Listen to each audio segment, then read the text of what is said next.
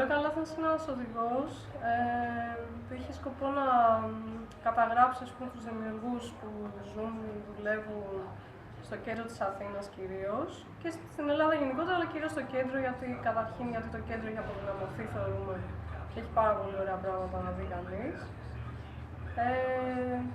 Η ιδέα ξεκίνησε επειδή εγώ ήμουν στην Πλάκα για πολλά χρόνια, το εργαστήριο μου το προηγούμενο ήταν στην Πλάκα και πολύ συχνά με ρωτούσαν επισκέπτες πού μπορούν να βρουν αντίστοιχα χειροποίητα πράγματα,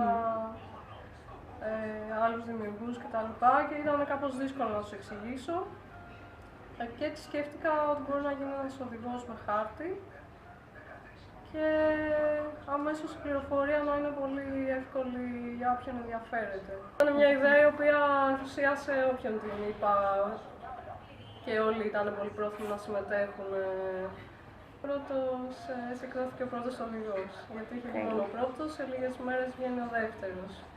Έχει δημιουργηθεί και μια σελίδα στο διαδίκτυο που έχει πιο πολλές πληροφορίες, φωτογραφίες, κείμενα και φιλοδοξεί να φιλοξενήσει συνεντεύξεις από δημιουργούς. Δημιουργείται ένα blog όπου θα γράφονται πιο πολλά νέα. Γενικά, αν την παρακολουθεί κάποιος, θα έχει πιο άμεση πληροφόρηση για οτιδήποτε συμβαίνει σε αυτό το χώρο. Νομίζουμε ότι πάει καλά. Βλέπουμε ξένους που το χρησιμοποιούν. Τα ξενοδοχεία, που είναι βασικά μας σημεία διανομής, επίσης μας στηρίζουν, κάποια από αυτά πάρα πολύ. Εγώ έχω μεγαλώσει στο προάστιο της Αθήνας. Αλλά για κάποιο λόγο πάντα ήθελα να έρθω στο κέντρο και μένω στο κέντρο τα τελευταία 14 χρόνια. Και δουλεύω εδώ τα τελευταία επίσης άλλα τόσα. Δεν ξέρω, δεν ξέρω τι μου αρέσει ακριβώς στην Αθήνα. Ο αέρας της, οι άνθρωποι που ζουν εδώ, τους θεωρώ πιο φιλικούς από τους ανθρώπους των προαστίων. Πιστεύω ότι όποιος μένει στην Αθήνα μένει από επιλογή, όποιος μένει στο κέντρο δηλαδή της Αθήνας μένει από επιλογή, γιατί ειδικά τελευταία είναι λίγο πιο δύσκολο. Μ' αρέσουν τα κτίρια της πάρα πολύ. Γίνονται πάρα πολλά πράγματα επίσης, πολύ ζωντανά, εκδηλώσεις, χώροι καινούργιοι. Δεν ξέρω, αγαπάω την Αθήνα τώρα για χίλιους λόγους, ακόμα και για τα άσχημά της την αγαπάω.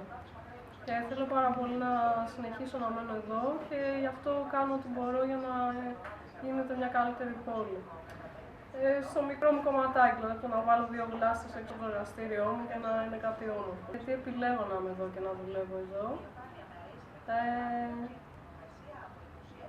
Δηλαδή είναι επιλογή πια. Δυσκολέψαν τα πράγματα, αποφάσισα ότι θέλω να μείνω εδώ. Δηλαδή, όπως και όλοι οι 50 άνθρωποι που φιλοξενούνται στο Buy Local είναι άνθρωποι που θέλουν να μείνουν εδώ και να δημιουργούν εδώ. Το οποίο είναι πολύ σημαντικό. Το να είναι συνειδητό του δίνει ένα άλλο δυναμικό.